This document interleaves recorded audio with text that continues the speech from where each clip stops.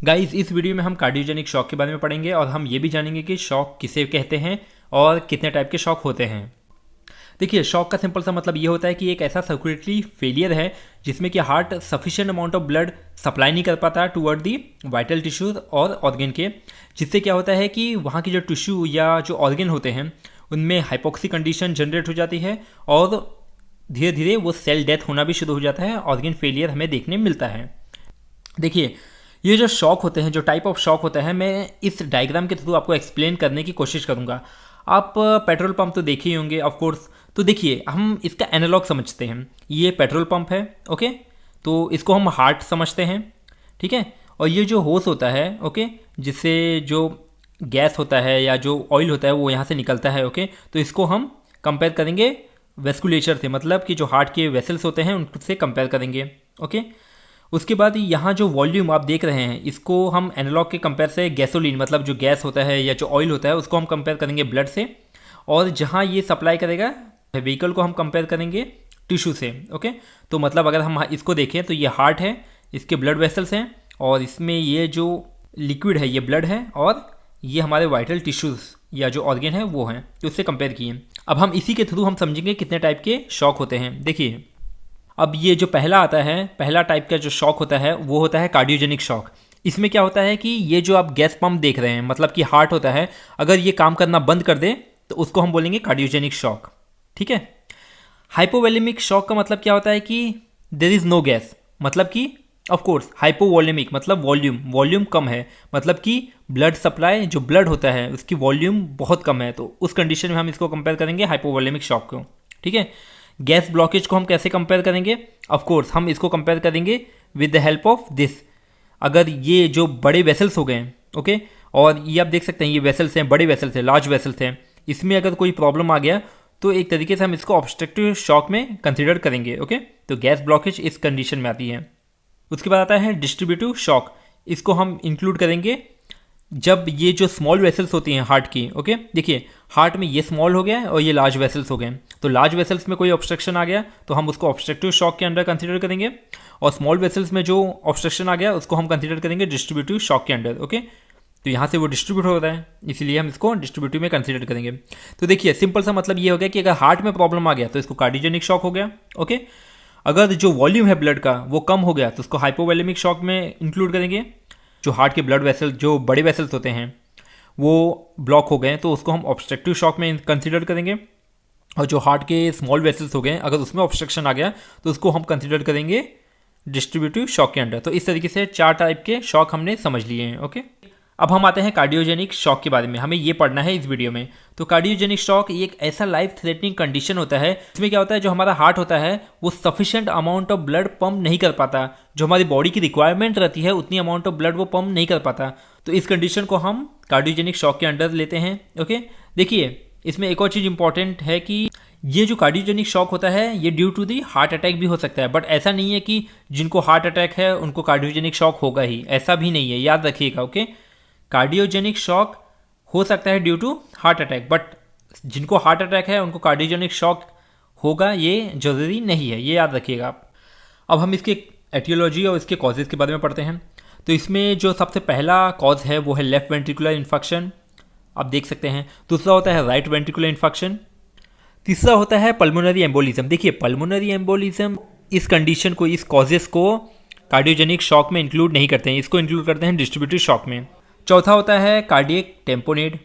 पांचवा होता है endocarditis of mitral wall, okay, infection हो जाना। और जो लास्ट कॉज होता है वो होता है left ventricular damage, myocardial infection और मायोकार्डिटिस। इस कंडीशन को हम इंक्लूड करते हैं। ये सब कॉजेज हैं गाइस, ओके। देखिए, सिम्टम्स, क्या सिम्टम्स हो सकते हैं कार्डियोजेनिक शॉक के? लो ब्लड प्रेशर क्यों होगा? क्योंकि जो कार्डियक आउटपुट है वो ऑलरेडी गिर चुका है, मतलब heart sufficient amount of blood pump कर ही नहीं पा रहा है जितना रिक्वायर्ड है टिश्यू और जो ऑर्गन है, तो उस तरीके से ब्लड प्रेशर लो हो जाएगा। Of course shortness of breath देखने मिलेगी, ओके। उसके बाद वीक एंड रैपिड पल्स हमें देखने मिलेगा।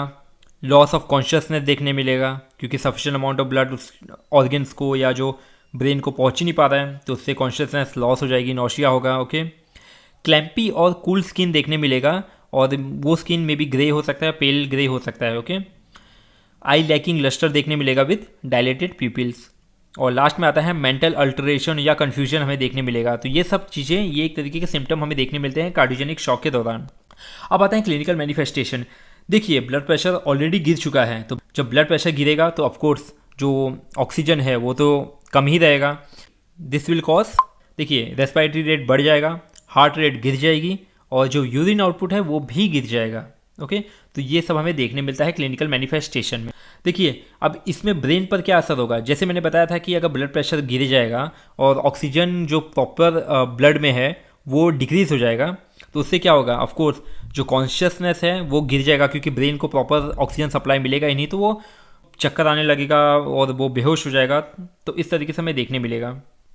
अब इसका डायग्नोसिस क्या होता है। इसका डायग्नोसिस हम देखेंगे। सबसे पहले हम इसका ब्लड प्रेशर इवेल्युएशन करेंगे, क्योंकि ब्लड प्रेशर बहुत इंपॉर्टेंट है मेजर करना है इस कार्डियोजेनिक शॉक के कंडीशन में। दूसरा होता है फिजिकल एग्जामिनेशन और उसकी मेडिकल हिस्ट्री चेक करना। तीसरा होता है इलेक्ट्रोकार्डियोग्राम, ईसीजी। ये हम इसलिए करते हैं ताकि हार्ट अटैक को डायग्नोस कर पाएँ, ये जान पाए कि कार्डियोजेनिक शॉक में ये हार्ट अटैक के कारण हुआ है कि नहीं, इसलिए हम ईसीजी करते हैं। ब्लड टेस्ट हम इसलिए करते हैं क्योंकि हम ये जान पाए कि इसमें किडनी या लीवर का कोई इंपॉर्टेंट रोल है या किडनी या लीवर कोई डैमेज तो नहीं है। उसके बाद हम चेस्ट एक्सरे करेंगे, जिससे हम जान पाएँ कि जो हार्ट का शेप और साइज़ है वो कैसा है और उसका ब्लड वेसल्स कैसे हैं, तो इससे हमें चेस्ट एक्सरे के थ्रू पता चलेगा। उसके बाद हम करेंगे इकोकार्डियोग्राम। ये एक ऐसा टेस्ट है जिसमें साउंड वेव्स जनरेट हो रही है और वो हार्ट की इमेज को बताती हैं, जिससे हम देख सकेंगे कि हार्ट का कौन सा पार्ट डैमेज है, जिससे कार्डियोजेनिक शॉक देखने मिल रहा है।